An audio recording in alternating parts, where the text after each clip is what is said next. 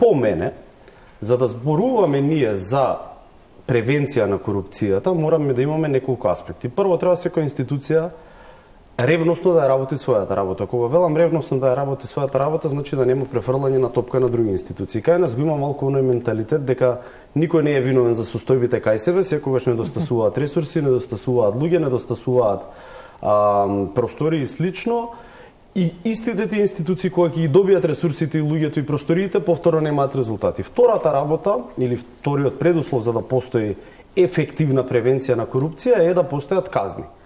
Значи, секој студент по право, уште во втората година од студиите, учи дека основата на казната или идејата на казната е да има генерална и специјална превенција. Генерална значи другите да те гледаат бидејќи си казнет да не посегнат да го сторат оно што си го сторил, специјална за себе. Значи ти да не го повториш делото.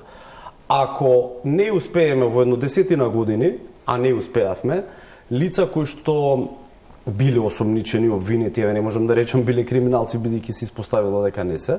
Ако не успееме да ги санкционираме, нормално дека секој друг ќе посегне по корупција и на крајот сложеноста, комплексноста на системот на јавниот систем или системот на јавни институции, кога велам јавни институции, не мислам само на администрацијата или на државната управа, мислам на јавниот сектор како таков, кај нас ја зголемува можноста за корупција. Сега, како да го објасниме ова најпросто?